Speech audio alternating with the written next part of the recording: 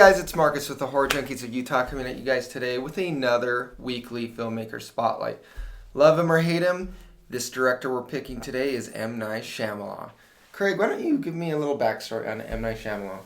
Yeah, so he's made a lot of good movies. A lot of people think that Sixth Sense was his very first movie. I did too for a while there, but he actually made a couple movies in the early 90s and most people don't know about. What were those movies? The first one he did was called Praying with Anger. It's about a Indian boy, an Indian teenager living in America who goes back to India for kind of it's like a self-discovery kind of movie.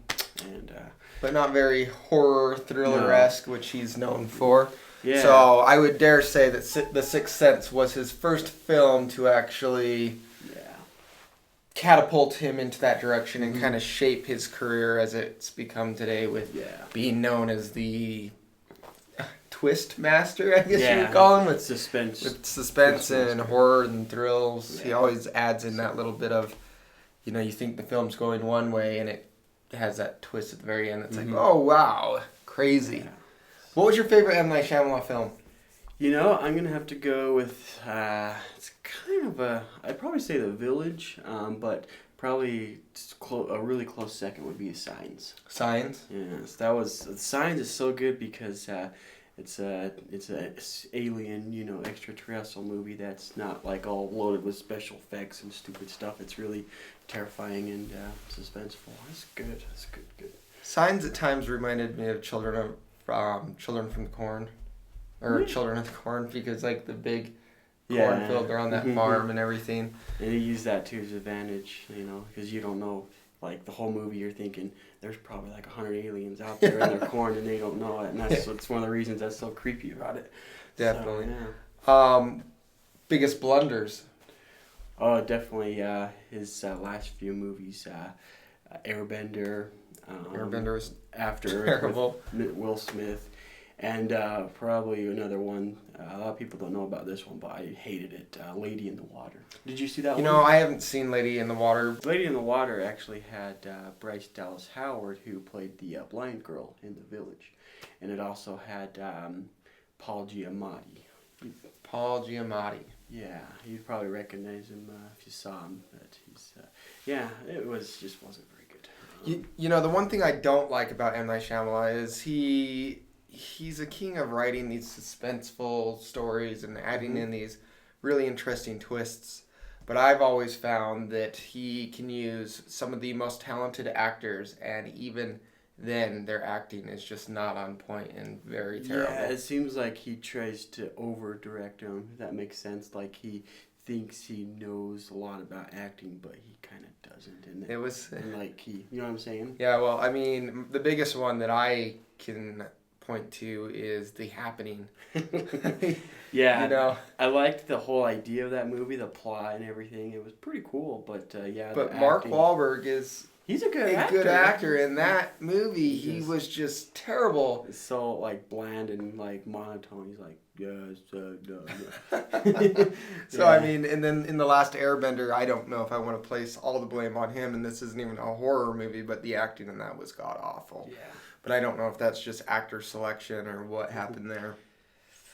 He released a new movie just recently, The Visit, and it came out in Redbox, DVD, Blu-ray. We both watched it, and it was kind of interesting. You had some indifferent opinions, though. When you first told me about it, you were like, I don't know if I liked it or not.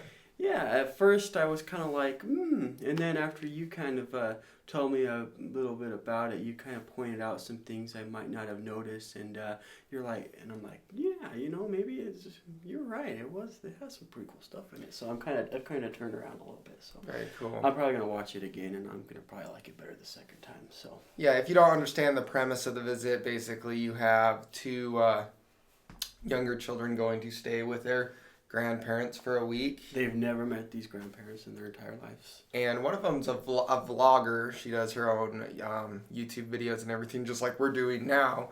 And that's what I found very interesting from the film. It is shot like it's found footage. And I was with you on the idea of found footage gets a little old after a while. Yeah. It gives, like anyone can make a found footage film nowadays. So it's kind of being a rehashed idea But I think this one was done really well. Because it has a purpose for the whole thing being filmed and documented, whereas in other movies, like everyone's just like, who walks around their house with a video camera? That's just stupid. But this one has a purpose for it does. I mean, she's actually interviewing her grandparents, I think, trying to get to the sole conclusion of why her mother had that falling out with them. Yeah. And you have some very interesting results happen in The Visit. I'm not going to give you any plot details or twists. Just go check it out. And being myself, I'm not a huge M. Night Shyamalan fan. This one was excellent. I think it's very redeeming from his last couple of movies. So we wanted to kind of talk about M. Night Shyamalan. He's got a few projects in the works.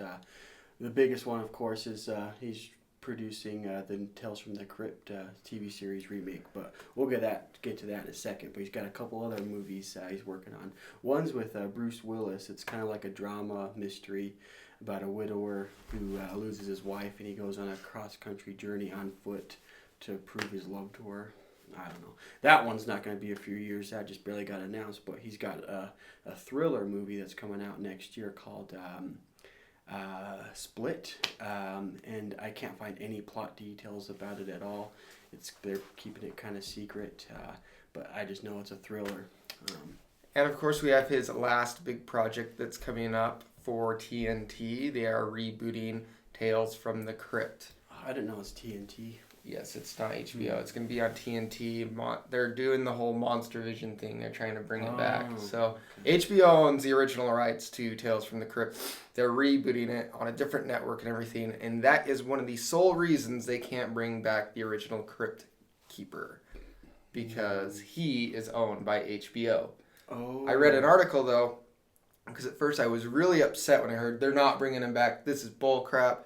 You know, M. Night Shyamalan, screw you. Yeah. You're pissing me off. But then I read an article that he put out stating the reason why, and it's they can't get the rights for that character. Dang. But they are going to create a new Crypt Keeper. And if you are a fan of the comics, Tales from the Crypt, you know there's the Witch, the Crypt Keeper, the Vault Keeper. There's actually like multiple characters that tell the stories in those comic books. And I don't know if he's actually going to be doing the whole series or if he's just getting the jump start on it. It says he's executive producer, so I don't know if that means if he's a head guy, he's full creative control over it, or if he's just kind of one of the financiers of it. Yeah, definitely. Just kind of, and I don't think he's set out to direct any of the episodes themselves, because that's another thing with Tales from the Crypt. Each episode was directed by a separate director. But I also know that I figured out in this one, he has set it to be almost like full length, like American Horror Story type things. We're going to take a whole season and tell a story rather than short episodes. So that'll be an interesting project to see from him. So yeah, he probably won't direct any of them, but I could probably see him writing at least a few episodes. Yeah, writing them, producing them, getting the ball rolling. So that's something we all have to look forward to from M. Night Shyamalan. Yeah. Any little closing words on this director? Not much. I love him. Obviously, he's had his ups and downs, and he gets a lot of backlash, which I guess he kind of deserves because he's made a few bad movies. But all in all, he's been a great director. He's made a lot of good movies. So, like I said, love him, hate him, or be indifferent. Go check out his latest movie, though, The Visit, and let us know what you think below. And what is your favorite M. Night Shyamalan film, and which one did you really not enjoy? Go ahead and like us on Facebook, YouTube, and Instagram, and hit the like button and subscribe to our channel if you have not done so lately.